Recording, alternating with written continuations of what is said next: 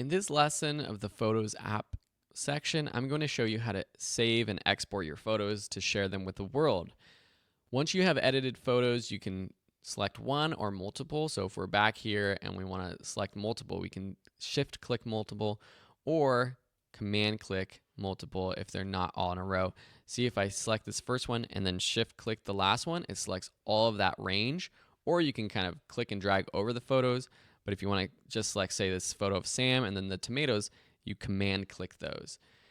To export, go up to File, Export, and then choose Export to Photos. If you want to save unmodified original photos, you can choose this option, but we're saving for online, so we're actually compressing them. These are raw photos. We want to save them as JPEG photos. So when you do that, you have options up here at the top. You have photo kind, and you can drop this down and choose TIFF, PNG, or JPEG. TIFF is a very high quality photo that you really won't be using perhaps for printing. Depending on what you're printing, you might use it. The print shop will tell you if you need a TIFF. PNG is a higher quality compressed image, good for some uses. This is better when you're adding your photos and editing them into a video, for example. But for posting online, JPEG is where it's at. So select JPEG and then click this drop-down menu so you have your options for quality. I usually just choose the maximum unless you want a smaller file size.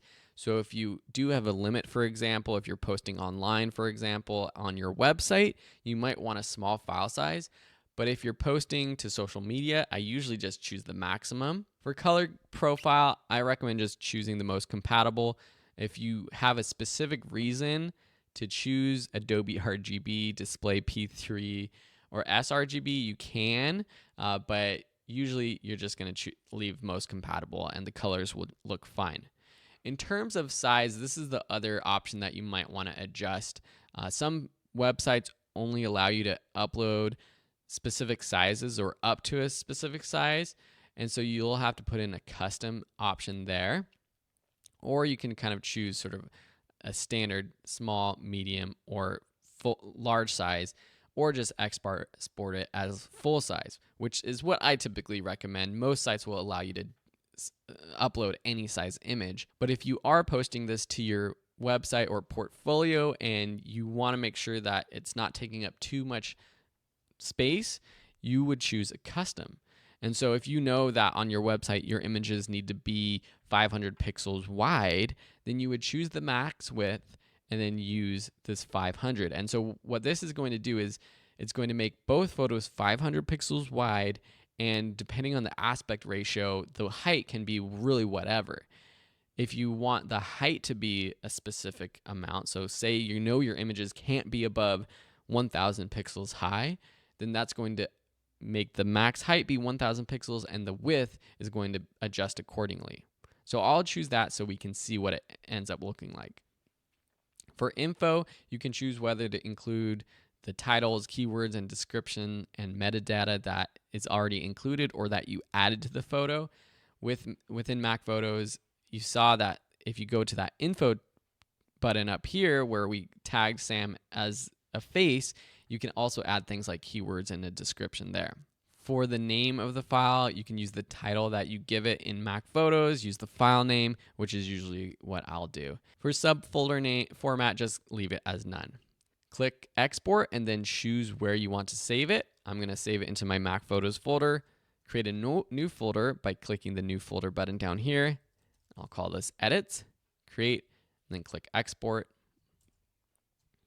Now let's go to that folder, go to Edits, and now we have these two images. Now if I click this view, we can see the information that this portrait image is 667 by 1000 pixels. So the height is 1000, width is 667.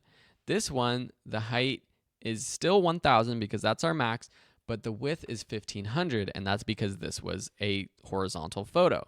So if I bring this up full screen, we can see that both high quality for my screen. For most screens, this should be fine.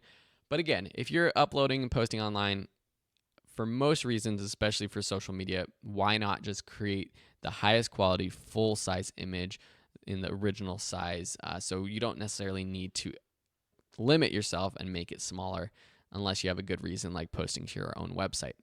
Cool. So now you have JPEG high quality photos that look amazing, that are small enough file size that you can easily share online. And that's how you save from Mac Photos. The only other thing I'll say really quick is that there are other quick ways to share your photos.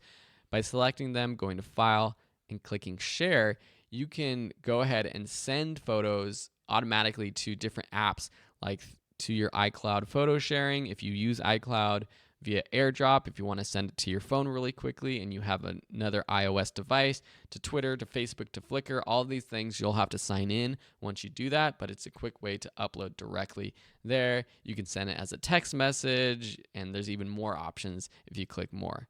But by now, I think you get the basic gist of how you save your photos as a compressed JPEG after you've edited them. Let me know if you have any other questions. Otherwise, we'll see you in another lesson.